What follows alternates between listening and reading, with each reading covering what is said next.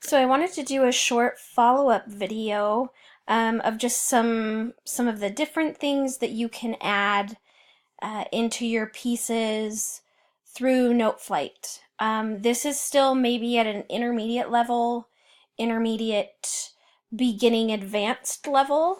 But what I've done is written a variation on Twinkle, Twinkle, Little Star. Um, this time I stuck with instruments that I play, that are easier for me to imagine what's happening. Um, and I did do this at my piano. So I had my laptop with me, set up on the music stand, and as I was playing, I was notating things. So this isn't just kind of blindly without ideas. I definitely kind of worked through this. Um, so I have the original composer here on the right, and then my name here as the arranger. I decided to use piano and cello here. So piano is playing both treble and bass clef throughout the piece, which of course is very short, um, with the option to repeat throughout. So moving forward, some of the things, so we obviously have the melody line for Twinkle Twinkle here through treble clef. Not much changed. I did add some eighth notes here for an extra flourish, and then the fermata at the end for effect.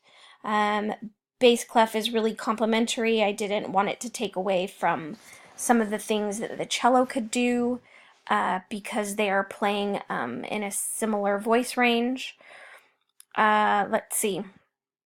So in this case, I added the extra line, the pedal marking for piano, pedal and smooth legato throughout. I was also able to add the down and up bow instructions throughout. There is the capability to add lyrics here. Let me just show you really quick. I'm not going to. But under text, you can add lyrics. If I were to select this, let's see, and then go back to text and lyrics, you could write something underneath like twinkle and hit enter, and you've got that space. So I'm actually going to remove that for now. As we go further, I mean, it really is very basic, but we're working on, I mean, as far as the software goes, but if you were in a music theory class working on rules of composition, this is a really great song to use. Everyone is familiar with it. Um, it's most often done in the key of C major, though you can go ahead and transcribe, transpose. Some of those features, like this one, transcribe, are available in the Learn and Premium platforms, not in the free platform. But you could shift this, like I said, up to G major, D major, something that's easy for students to work with. So from there, I added, most often, we're working with thirds, fourths, and fifths of intervals. So like I said, really basic. We're sticking to half notes, quarter notes, eighth notes. Nothing too advanced here, just as an introduction.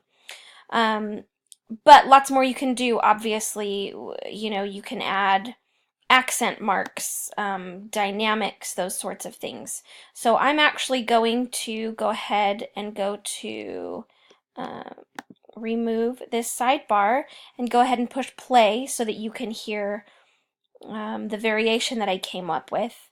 I want to say I worked on this for maybe, 30 to 45 minutes to prepare this variation.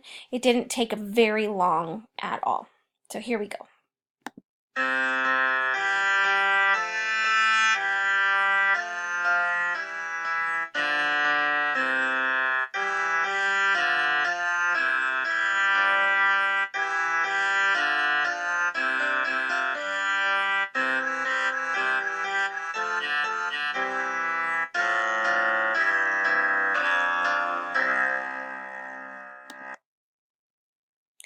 So that was just kind of a tiny little option.